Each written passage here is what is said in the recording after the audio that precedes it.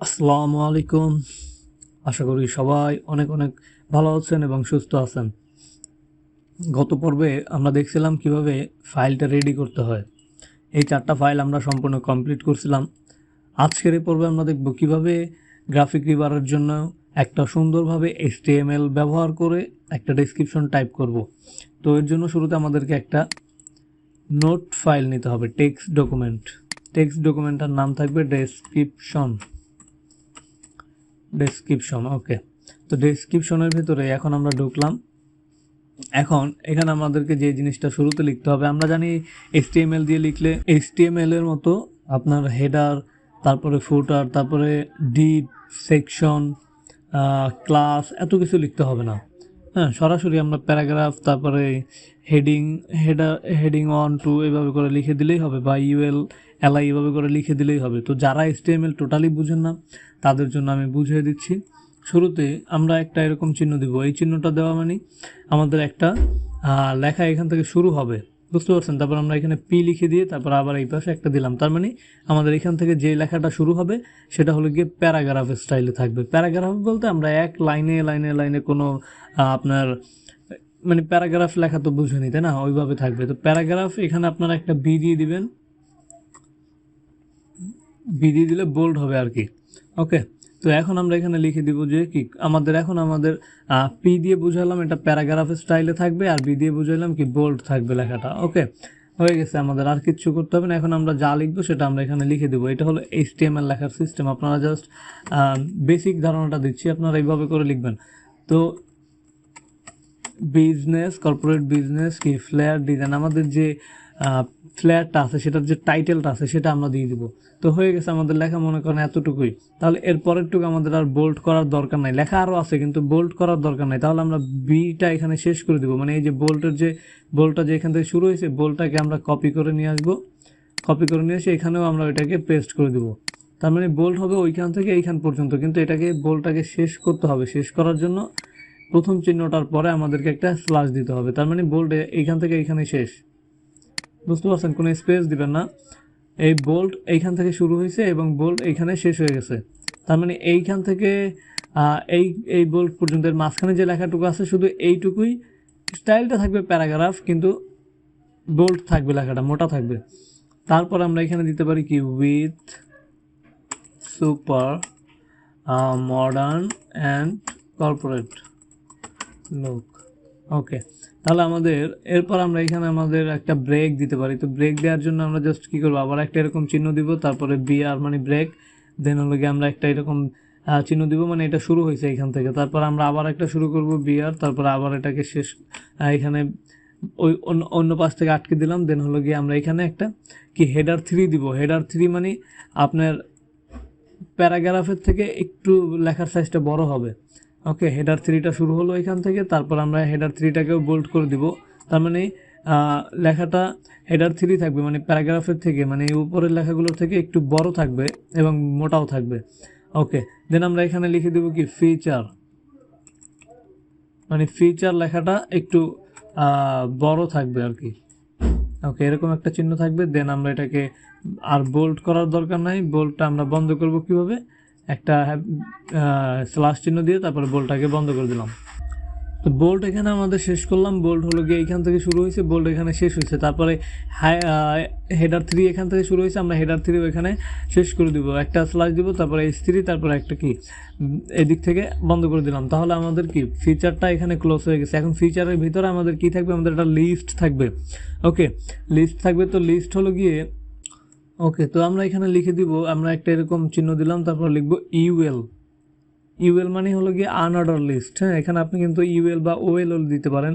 এখানে ইউ এর জায়গায় ইউ কেটে দিয়ে ও দিতে পারেন। ও দিলে কি হবে, অর্ডার লিস্ট হবে। আর ইউ দিলে আনঅর্ডার লিস্ট। তো আনঅর্ডার লিস্ট আর অর্ডার লিস্টের সিস্টেমটা কীরকম, অর্ডার লিস্ট হলো গিয়ে আপনার মনে করেন যে এরকম আসবে যে তারপর 1 নম্বরে মনে করেন যে আলু, 2 নম্বর দিলেন, 2 নম্বরে দিলেন আপনি পটল, ঠিক আছে। তারপর 3 নম্বর, সাপোজ বোঝাচ্ছে আর কি, 3 নম্বরে মনে করেন দিলেন চিংড়ি মাছ, এরকম। তো এই যে জিনিসটা, এই যে একটা একটা দুইটা তিনটা এরকম আরও লিখবো, 4টা 5টা এরকম নাম্বার সব আসবে, এটা হলো গিয়ে অর্ডার লিস্ট। ওকে, তো এটা হলো গিয়ে আপনাকে কি অর্ডার লিস্ট যদি দেই এখানে ও লিখলে তাহলে এরপরে আমরা যা লিখবো সবগুলোর সামনে 1 2 3 এভাবে করে নাম্বার চলে আসবে। আর ইউ লেখার কারণে আনঅর্ডার লিস্টে কোনো নাম্বার আসবে না। এটা হলো কি আপনার মনে করেন যে কোনো একটা কি এরকম ছোট্ট একটা ডট আসবে বা একটা স্টার আসবে, এরকম আসবে এরকম। এটা হলো কি আনঅর্ডার লিস্ট। ওকে, তো আমরা আনঅর্ডার লিস্ট দিলাম, ইউএল শুরু করলাম। ইউএল এর ভিতরে আমাদেরকে লিখতে হবে লিস্টের জন্য লিখতে হবে এলআই মানে লিস্ট। এলআই শুরু হয়েছে এখান থেকে। আপনারা যদি কেউ না বুঝেন, হ্যাঁ আমি বলতেছি অনেকের মাথাতেই এত সহজে ঢুকবে না এইচটিএমএলটা, তো না বুঝলে আপনারা জাস্ট আমি যেভাবে লিখতেছি আমারটা হুবহু কপি মেরে দেন। আমি এখানে লিখে দিলাম লিস্টের ভিতরে আছে সাইজ কত ছিল আমাদের, সাইজ ছিল হলো 210 মিলিমিটার, তাই না? 210 মিলিমিটার, 210 আপনি একবারও মিলিমিটার লিখতে পারেন, লাস্টে সমস্যা নেই। তারপর 297, এটা হলো গিয়া মিলিমিটার শেষ আমাদের লেখা এতটুকুই। তাহলে আমরা এখন কি করবো, এলআইটা ক্লোজ করে দিব, এলআই, তারপর আমরা এটা ক্লোজ করে দিলাম। দেন আবার সেম কাজ, আবার এলআই শুরু করে দিব। তারপর আমরা এখানে লিখবো হলো গিয়ে 4 কালার, যেহেতু 4টা কালার দিছি, আপনি 5টা কালার দিলে 5 লিখবেন, কালার ভেরিয়েশন। ওকে, এতটুকুই। তাহলে আমরা এখন এলআইটা ক্লোজ করে দিচ্ছি। ওকে, তারপর আবার আমরা এখানে এলআই লিখবো। এলআই লেখার পরে এলআইটা আমরা এখানে দিয়ে দিব কি, clean and modern design, clean and modern design. Okay, এলআইটা ক্লোজ করে দিচ্ছি, এলআইটা ক্লোজ, এই যে এলআই ক্লোজ। ওকে, দেন আমাদেরকে আবার এলআই লিখতে হবে। এলআই কি ফ্রি ফন্ট ইউজ হয়েছে, তাই না? আমরা এখানে লিখে দিব ফ্রি ফন্টস। ফন্ট তো একটা ইউজ করছি, ফন্টস হবে না, ফন্ট হবে ইউজ। দেন আমরা এখানে এলআইটা ক্লোজ করে দিচ্ছি, এলআইটা ক্লোজ। ওকে, তারপরে আবার এলআই শুরু করে দিলাম। দেন আমরা এখানে লিখে দিব ওয়েল অ্যান্ড অর্গানাইজড, তাই না? Well organized and easy to edit. এগুলো জাস্ট আপনার মতো করে আপনি লিখতে পারেন চাইলে, যে আপনি মানে এই ডিজাইনটা সম্পর্কে কয়েকটা আমরা টপিক দিচ্ছি এখানে, জাস্ট বুঝতে পারছেন? এগুলোই যে আমি যেটা দিচ্ছি এটাই যে দিতে হবে বিষয়টা এরকম না, তবে আপনি কিছু না বুঝতে পারলে আমি যা দিচ্ছি এগুলোই দিয়ে দিবেন। ওকে, তারপরে কি আছে, আমরা আরও কি দিচ্ছি, আমরা একটা হেল্প ফাইল দিলাম, তাই না? হেল্প ফাইল দিয়ে দিলাম না আমরা, মনে আছে আমাদের যে এই মেইন ফাইলের ভিতরে একটা হেল্প ফাইল দিছিলাম। তো যাই হোক, হেল্প ফাইল দিলাম। তারপর আমরা জাস্ট এখানে আমরা এলআইটা ক্লোজ করে দিলাম। এলআইটা ক্লোজ করে দেওয়ার পরে এখন আমাদের আর মনে করেন নাই, তাহলে আমরা ইউএলটা ক্লোজ করে দিব, তাই না? তো ইউএলটা ক্লোজ করে দেওয়ার জন্য আমরা জাস্ট কি করে দিব, ইউএল, তারপর এখানে ক্লোজ করে দিলাম, হয়ে গেছে ইউএল ক্লোজ। তার মানে ইউএল শুরু হয়েছিল এইখান থেকে, ইউএল ক্লোজ হয়েছে এসে এইখানে। ওকে, দেন আমরা নিচের দিকে আসি। নিচের দিকে আসার পর আমরা এখানে আবার একটা H3 নিব, H3 নেওয়ার পর আমরা H3টাকে বোল্ড করব, তাহলে আমরা দিব বোল্ড, তাই না? বোল্ড দিয়ে আমরা এখানে লিখে দিব যে ফন্ট ডাউনলোড লিঙ্ক। ওকে, ডাউনলোড লিঙ্কটা আমরা এখানেও দিয়ে দেবো। এখানে আমাদের বি তারপরে বিটা ক্লোজ করে দিলাম, তারপরে H3টাও আমরা এখানে ক্লোজ করে দিচ্ছি, H3। ওকে, ক্লোজ করে দিব। তারপর আমরা এখানে আবার ইউএল দিব একটা, মানে আনঅর্ডার লিস্ট, ইউএল দিয়ে দিলাম। ইউএল শুরু হলো, তারপর ইউএল এর ভিতরে থাকবে এলআই। এলআই এর ভিতরে আমরা কি একটা অ্যাট্রিবিউট নিব, মানে অ্যাট্রিবিউট বলতে আমাদের এই এ দ্বারা বোঝাচ্ছে অ্যাট্রিবিউট। অ্যাট্রিবিউট জিনিসটা হলো গিয়ে এখানে এরকমের থাকবে, এফ দেওয়ার পরে একটা হাইপেন দিবেন, আমি বোঝাচ্ছি একটু, 1 মিনিট। হাইপেন দিবেন, হাইপেন দেওয়ার পরে আপনারা জাস্ট একটা এইরকম ক্লোন যে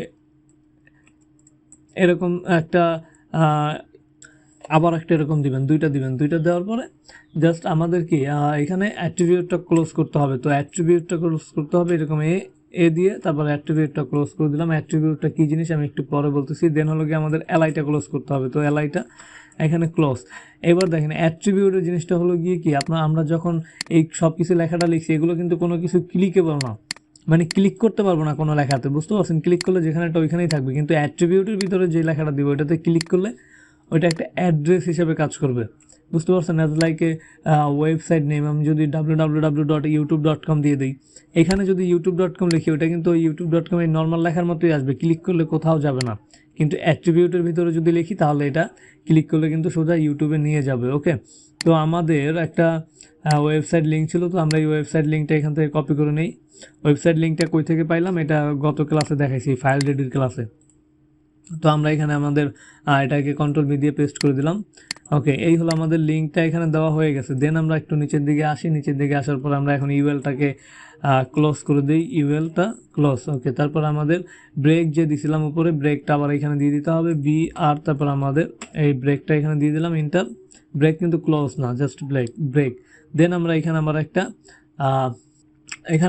এখন আবার প্যারাগ্রাফ নিব। তো প্যারাগ্রাফ এখান থেকে আমরা একটা প্যারাগ্রাফ শুরু করে দিলাম। প্যারাগ্রাফ শুরু করে দেওয়ার পর আমরা এখানে ইফ উপরে আর একটু লেখা বাকি আছে, if you need any help, okay, any help using the file or need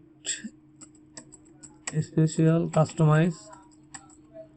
customizing, please feel free to contact me. Simple ভাবে আপনি জাস্ট কি আপনার এই যে এইটা লিখে দিবেন, contact me, my profile,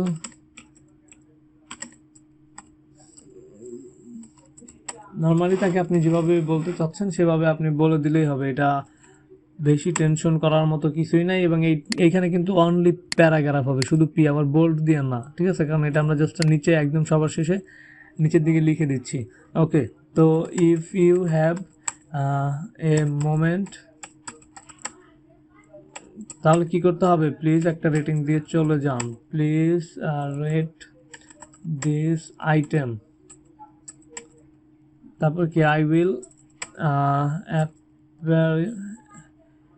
I will appreciate it very much। শেষ। তারপর আমরা এখানে আবার একটা বিআর দিব, বিআর, তারপর আমাদেরকে দিতে হবে যে প্যারাগ্রাফটা এখানে শেষ। সরি, বিআর দিতে হবে দুইবার, বিআর, তারপর আমাদেরকে একটা থ্যাংক ইউ দিতে হবে। তো থ্যাংক ইউ, বিআর মানে ব্রেক করে দিলাম আর কি এখানে। তারপরে থ্যাংক ইউ দেওয়ার পর আমরা এখানে দিয়ে দিব যে প্যারাগ্রাফটা এখানে শেষ। ওকে, তো এখন আমাদের উপরে ছোট্ট একটা ডেসক্রিপশন লিখতে হবে। তো এই ডেসক্রিপশনটা লেখার জায়গাটা আমরা করে গেছি, ডেসক্রিপশনের জায়গাটা স্কিপ করে গেছি। ডেসক্রিপশনটা লিখবো এখানে, আচ্ছা, ডেসক্রিপশন একটা লিখে দিচ্ছি আমার মতো করে, আপনারা একটা ডেসক্রিপশন লিখে দিবেন, প্রবলেম নাই এটা লেখাতে। জাস্ট লিখে দিলাম যে this flair design in best suitable for your business or brand. Okay, then হলো গিয়ে you can also use it to promote your business, তারপরে product or কি সার্ভিস, তারপরে আপনার easy to edit লিখে দিলাম। তারপরে কি লিখব, ইজি টু এডিট, তারপর আপনার all you need to know the very basic of illustrator to change